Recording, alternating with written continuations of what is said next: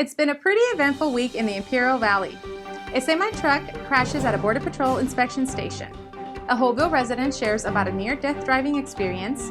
Over 50 families in Winter Haven are fighting a mass eviction, and high school football is gearing up for the start of the season. I'm Stella Jimenez. I'm Alex Inez, and this is your Desert Review Weekly Webcast.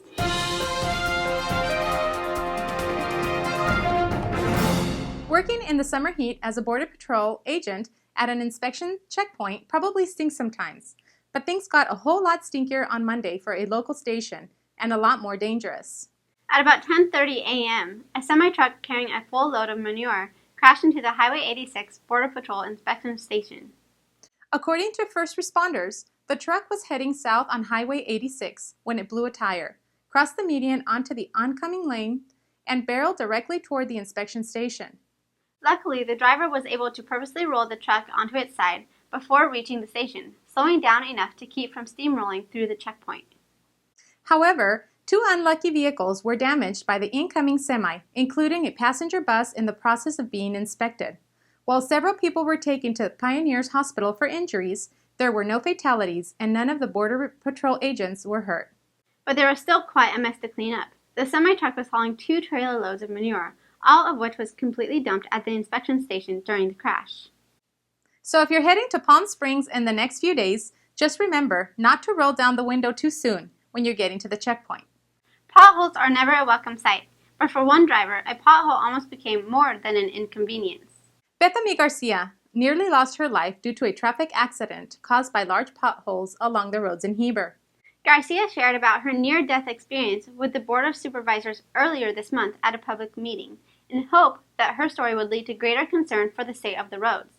Emphasizing the need for pothole repairs in Heber, Garcia gave her own account of how a particularly large pothole forced her off the road and straight into a canal. One Saturday afternoon while driving down Yorman Road in Heber, along with my mother who was the passenger, I hit a pothole well over 5 feet long, blowing both left side tires and causing me to lose control of my vehicle and eventually swerving me into the canal. Garcia said the pothole could have easily cost her and her mother their lives. While no resolutions were made at the board meeting, Garcia hoped that speaking about her experience would raise awareness for the need to improve roads in Heber. Just because someone owns a mobile home, it doesn't always mean they're ready and willing to relocate in a short notice. That's the predicament facing the residents of Sleepy Hollow RV Park in Winter Haven after receiving notice that they were being evicted and needed to vacate the property within 2 months. A total of 57 families received eviction notices on July 1st, stating they were to vacate the property by August 31st. The eviction leaves the low-income families with an uncertain future. The reason for the eviction? The owners of the RV park plan to sell the property for future development. The Sleepy Hollow RV Park is located south of the Ketchikan Casino and Resort in Winter Haven and is owned by the Ketchikan Indian tribe, leading many of the residents to suspect the property is being bought to expand the casino's presence in the area. However, John Renison, District 1 Supervisor for Imperial County, noted that the purpose for the mass eviction was still unclear. There has been no official word from either the Manzanita tribe or the federal government on the status of the property. Several attempts to contact the tribe have been made, however, they have been unsuccessful. Last week, residents received a second notice reminding them that utilities such as water, electricity, mail delivery, and school transportation services would also cease August 31st. Imperial County first responders have seen a wave of promotions lately. A promotion ceremony for new firefighters, captains, and battalion chiefs was held at the Heber Fire Station Friday evening. It was quite the event. Families and fellow firefighters all showed up to celebrate the promotions along with Imperial County Supervisors Ryan Kelly and Raymond Castillo.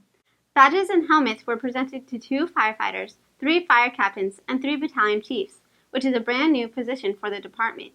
The Raleigh Police Department also held their own celebration last Tuesday to recognize the promotion of Officer Michael Sandoval to the position of Sergeant.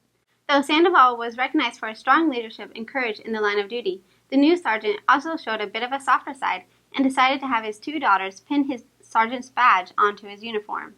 And finally, the Imperial Valley is getting revved up for the start of high school sports, especially the start of football season this Friday.